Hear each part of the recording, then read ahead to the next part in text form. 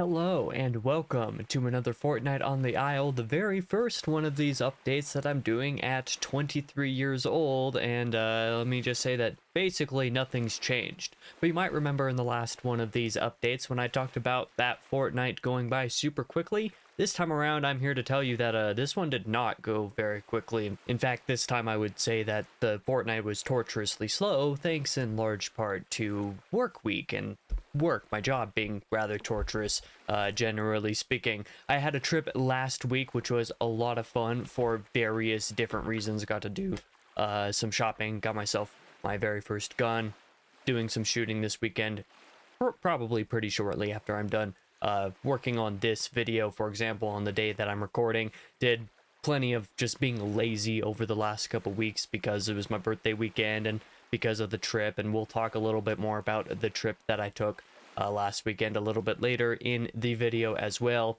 You know, just kind of chilling, doing a whole lot of nothing, basically. On account of doing a whole lot of nothing, the amount of work that I got done was relatively small, so there's not going to be a whole lot to talk about in those portions of the update. But perhaps more importantly, the reading was also not necessarily super impressive this fortnight either. I suppose we can just jump into the bi-weekly reading, saying that I am still reading Witchy Eye, still in the middle of this. I'm not horribly far away from being done. I'm like, how does math even work at this point? I am like 75 pages from being done with Witchy Eye, and then right around 75 pages as well from being done with Lord of Chaos. So both these books that I've been working on for up to like 2 months now at this point. Wait, is that how time works? A month and a half at this point. It's about how long that I've been reading Lord of Chaos, and then about a month I've been reading Witchy Eye. So it's been pretty slow going for both of those. I did not do very much reading over this past weekend. I thought that maybe if I wanted to, I could have actually had Lord of Chaos done last weekend. So like this previous Sunday last week from the time that you're seeing this video, or the time that this video releases rather.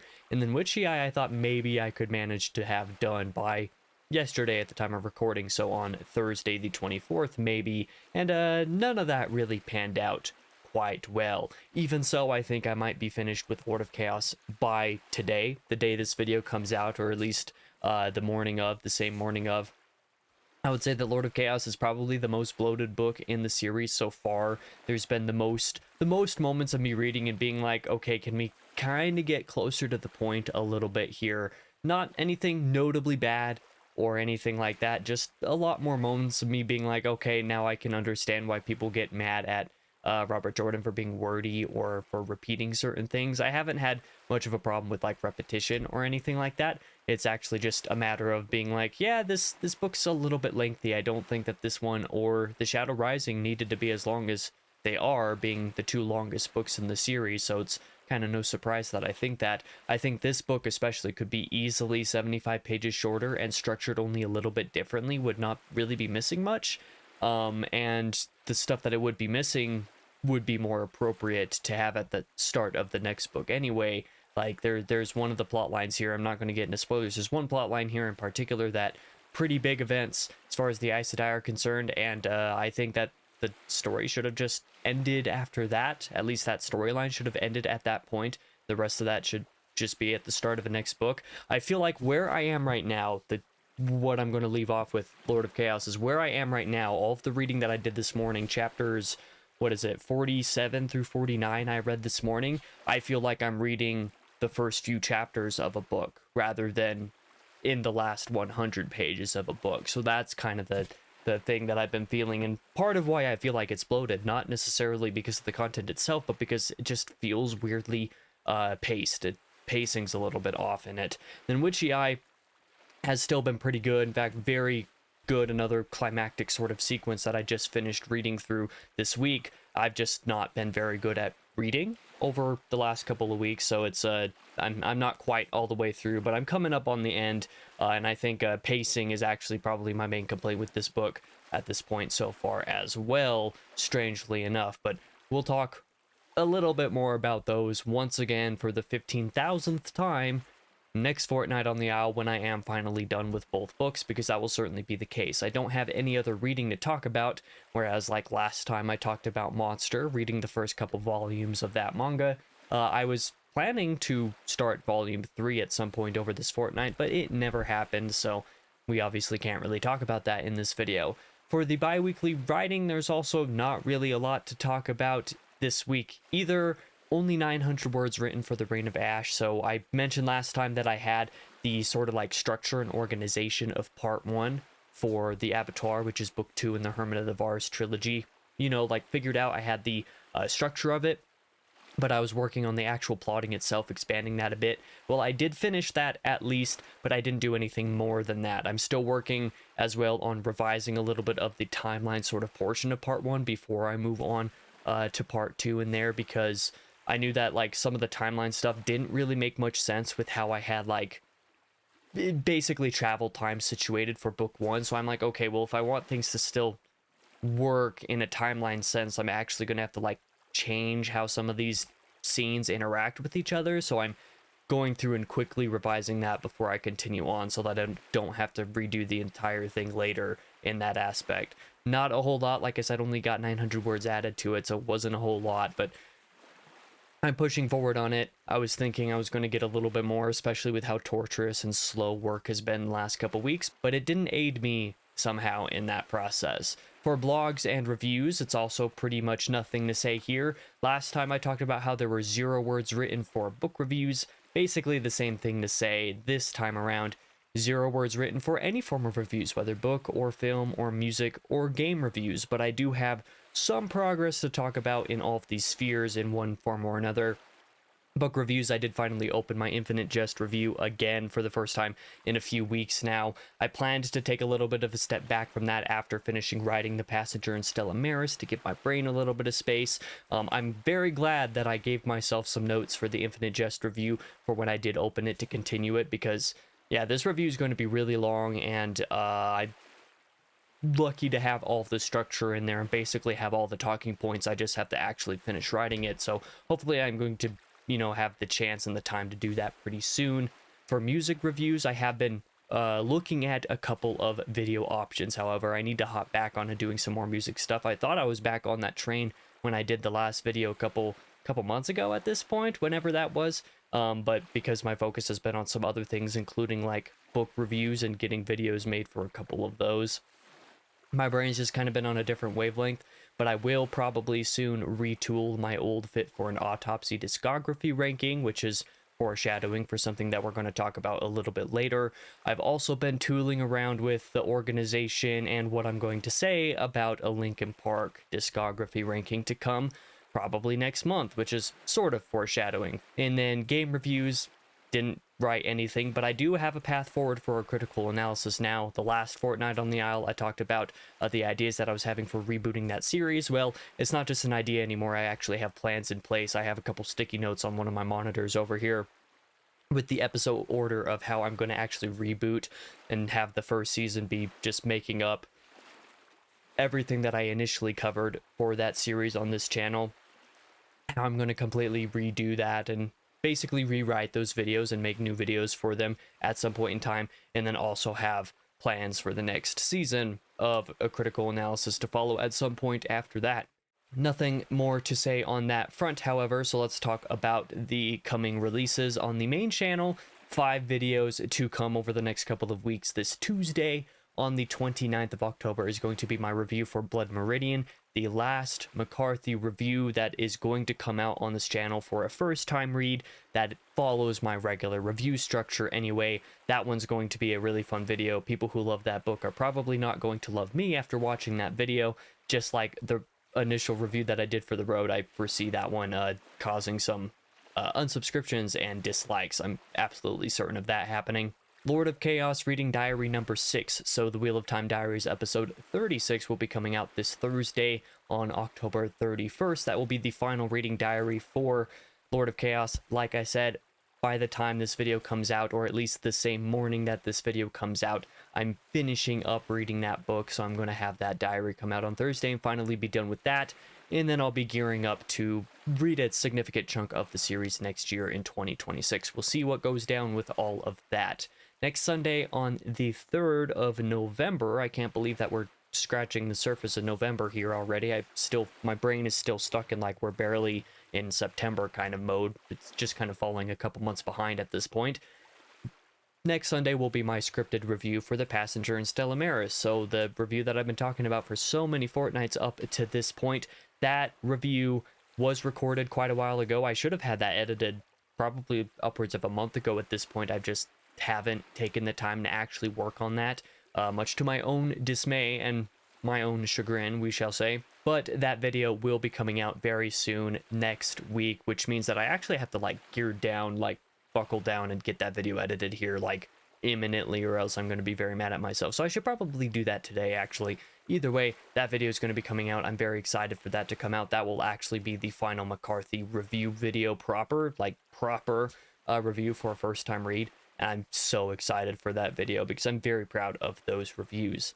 Next Tuesday on the 5th will be my October reading wrap up, in November TBR, just the regular monthly reading stuff going on. And really that video won't have a whole lot to talk about, but I'm excited to talk about what I'm going to be reading next month regardless. In the next Thursday on the 7th will be my October/birthday book haul, because I did turn 23 over the fortnight, so I got plenty of gifts from friends. Thank you to all the friends who gifted me stuff. All of those books are sitting on the desk right here. I'm excited to talk about some of those here in just a couple of weeks. On the second channel, on the 1st and the 8th of November, will be episodes 14 and 15 of the Kingdom Hearts 2 Let's Play.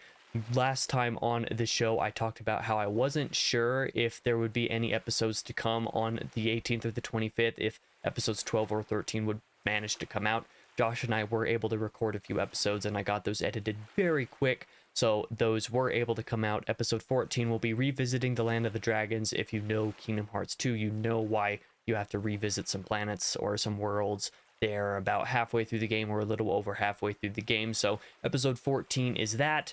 Episode 15 next week will be something similar. I'm not sure what we're going to be doing or which worlds we're going to be revisiting quite yet in that one, because Josh and I will need to record again at some point this week or next week. Hopefully it'll be this weekend that I'm recording this video, because next weekend I will not have time for it. So yeah, we'll see what happens either way. For entertainment talk, well, I do have a couple more things to talk about this time, I think, than last time, but it doesn't really matter either way. I returned to playing Remnant 2 for the first time since, like, last December, I think. I think I opened the game at one point this January, so several months ago, but I don't remember if I actually played any of the game this year. If not, then it's been since 2023 that I played any of Remnant 2. Feels really weird to say that, because I love the Remnant games. I played like 23 hours of that game over this, well, it wasn't this past weekend, it was last weekend, but I'm probably going to play some more of it this weekend as well, because yeah, I'm just back into that mood of playing the game for no reason while having stuff playing on my other monitor for absolutely no reason at all. I basically only played through a bunch of Near-Root adventure mode stuff, just kind of collecting things, getting a lot of extra items so I can like work on build crafting at some point in the future with Josh. So I've been doing this with my multiplayer character. You would think I would do it with my single player character because I'm playing by myself, but it would just be way too much work. There's way too many items to collect for one character, let alone two characters, for me to kind of go on that much of a tangent. I've had a great time with it, even though Near-Root's my least favorite planet, but even so, I actually managed to kind of break up the monotony of running just some adventure mode stuff on my least favorite planet by playing the Dark Horizon, which was one of the roles of Near-Root, and that is the third and final DLC. I have not played the first DLC of that game, or the second one, so the fact that I inadvertently kind of accidentally rolled a Near-Root run in adventure mode that just happened to be the Dark Horizon, I was like, okay, that's cool, and I can say I liked the Dark Horizon role of that world a heck of a lot more than I like the standard version of Near-Root, so that's pretty nice. I'm glad I was able to do that. I had a great time playing through the DLC, even if I didn't intend to play through the DLC quite yet. But I did hint at a show that I went to last weekend. That's something that Lane and I went to do. We saw Fluffy, Gabriel Iglesias, over that weekend, and the show was great.